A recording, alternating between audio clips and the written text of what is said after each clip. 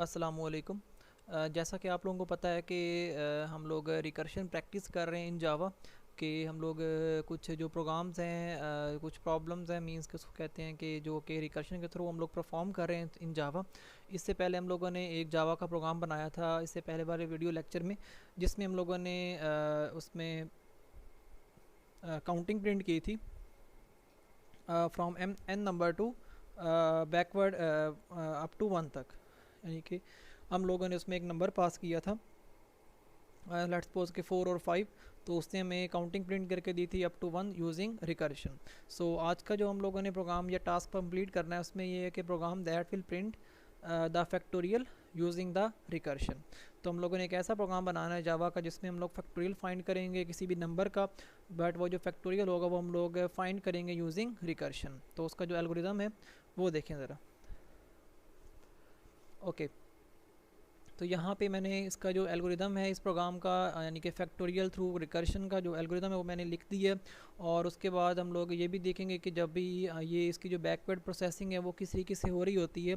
So let's suppose के जो मेरा नंबर है जिसका मैंने फैक्टोरियल फाइंड करना है वो 4 है। ठीक हो गया, यानी कि मुझे 4 का फैक्टोरियल चाहिए, तो 4 का फैक्टोरियल का आंसर क्या आना चाहिए, यानी कि 4 का factorial 4 multiply by 3 multiply by 2 multiply by 1। So answer आना चाहिए 24, यानी कि 4 का जो फैक्टोरियल होगा वो मुझे 24 आंसर आना चाहिए। बट जो 24 होगा वो मैंने आंसर जो आउटपुट होगी मेरी वो आएगी थ्रू रिकर्शन। सो वो देखें कि इसका जो एल्गोरिदम है या हम लोगों ने अपनी कोडिंग किस तरीके से परफॉर्म करनी है।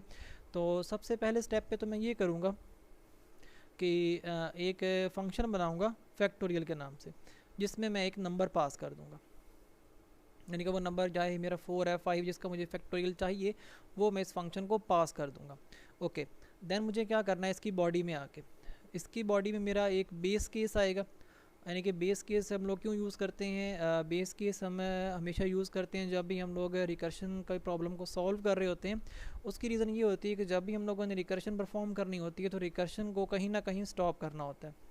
अगर हम लोग रिकर्शन को स्टॉप नहीं करेंगे तो हमारा जो प्रोग्राम होगा वो कभी भी स्टॉप नहीं हो सकेगा।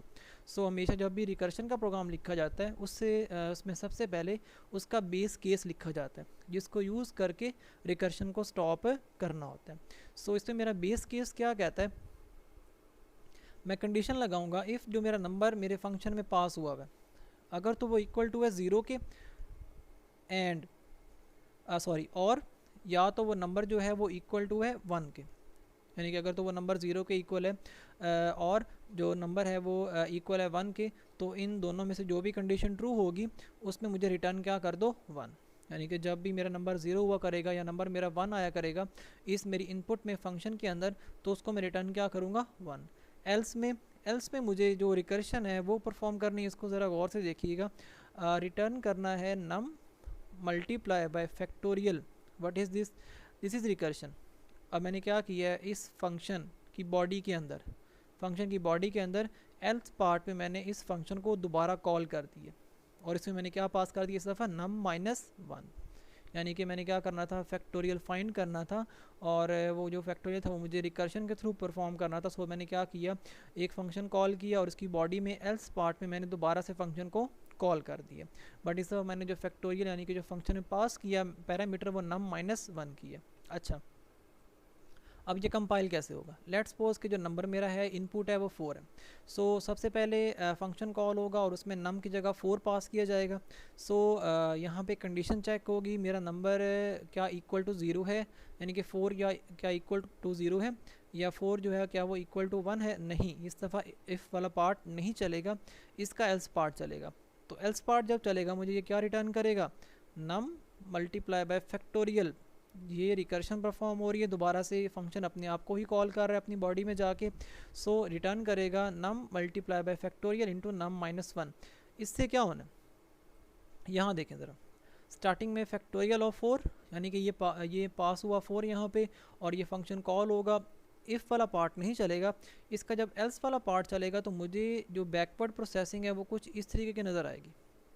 यानी कि जो बैकएंड पे प्रोसेसिंग हो रही होगी वो पहले स्टेप पे ये आएगा, यानी कि 4 क्या है मेरा यहाँ पे नम, यानी कि रिटर्न हो रहा है नम 4, स्टार्टिंग नंबर 4 था नम का, मल्टीप्लाई बाय फैक्टोरियल फंक्शन दोबारा से कॉलिंग है, रिकर्शन परफॉर्म हो रही है, इनटू नम की वैल्यू 4 माइनस 1, यानी कि इस दफ़ा ये चीज़ बैकवर्ड पे प्रोसेसिंग हो रही होगी और 4 मल्टीप्लाई बाय फैक्टोरियल दोबारा से function calling 4 minus 1 answer 3।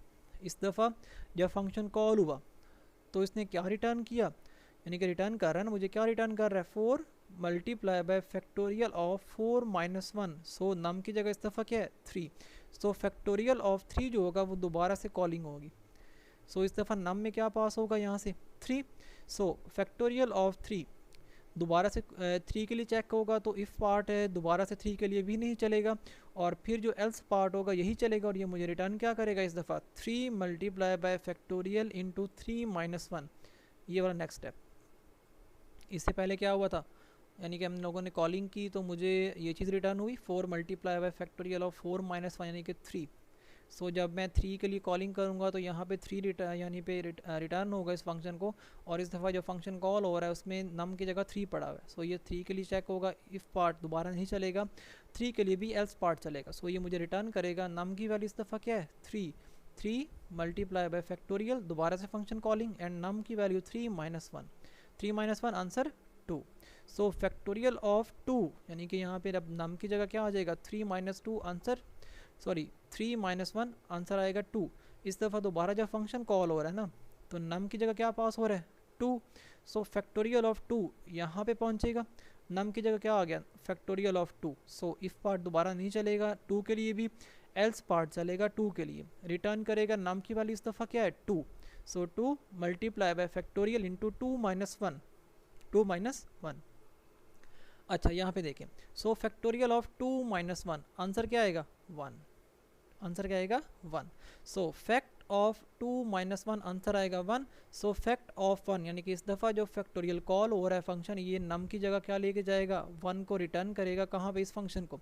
So factorial of नम की वैल्यू क्या हो चुकी है 2 माइनस 1 1 हो चुकी थी, जो कि रिटर्न हुई इस चीज़ को।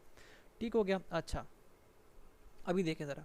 सो जब 1 रिटर्न होगा तो क्या होगा, इफ़ यानी कि नम की वैल्यू 1 हो चुकी है ना, क्या जो नम है वो इक्वल टू 0 है, no 1 is not equal to 0, और नम यानी कि 1 is equal to 1, yes 1 is equal to 1। इस दफ़ा इस इफ़ पार्ट चलेगा और ये मुझे क्या रिटर्न करेगा 1, और किसको रिटर्न करेगा यहाँ देखें ज़रा फैक्टोरियल ऑफ 1, यही रिटर्न हुआ था यहाँ पे factorial of 1। So fact of 1 यानी कि अगर फैक्ट ऑफ 1 आए तो क्या रिटर्न करना है 1। सो ये क्या रिटर्न करेगा 1, और 1 को मल्टीप्लाई करेगा 2 को, आंसर आएगा 2, और ये 2 होगा किसको रिटर्न कर देगा यहाँ इस फंक्शन को, बिकॉज हम लोग यहाँ पे यानी कि ये फंक्शन जो है ये कहाँ से बना था इसी फंक्शन से। सो ये क्या करेगा जब फैक्ट ऑफ 1 आएगा ये यहाँ पहुँचेगा fact of 1। So 1 is equal to 1, return कर दो 1, और यहाँ पे जो आंसर 1 आया था ये मल्टीप्लाई करेगा 2 के साथ, और आंसर जो होगा 2 ये किसको रिटर्न कर देगा इस फंक्शन को। ठीक हो गया। तो यहाँ पे क्या रिटर्न हुआ 2, तो सो 2 मल्टीप्लाई बाय 3 आंसर 6, 6 किसको रिटर्न करना है इस फंक्शन को। देन 6 मल्टीप्लाई बाय 4 आंसर आएगा 24, ये 24 किसको रिटर्न करना है इस फंक्शन को। So fact of 4 is equal to 24। That's it. इस तरीके से जो हमारा ये फंक्शन है जो कि रिकर्शन है, बैकवर्ड पे हमारी इस तरीके से प्रोसेसिंग हो रही होती है, और इस तरीके से फैक्टोरियल ऑफ जो भी नंबर आपको फाइंड करना होता है वो इस तरीके से आपको फाइंड करके दे रहा होता है इस रिकर्शन मेथड को यूज़ करके। तो चलें इसकी जो कोडिंग है जावा के थ्रू वो बना लेते हैं। इसमें सबसे पहले मुझे क्या करना है कि मैं एक यहाँ पे क्लास क्रिएट कर लेता हूँ, उसमें एक फ़ंक्शन क्रिएट करूँगा। लेट्स सपोज कि मेरी एक फ़ंक्शन है, सॉरी क्लास है, उसका नेम है टेस्ट। यहाँ पे मैं एक फ़ंक्शन बनाऊँगा जो कि मेरा फैक्टोरियल का फंक्शन होगा। तो मैं एक फ़ंक्शन बनाता हूँ वाइड फैक्टोरियल के नाम से, और उसमें मैंने यही कहा था जब भी मैं इसको कॉल करूँगा इसको मैं एक इंटीजर टाइप वैल्यू जो है वो पास किया करूँगा।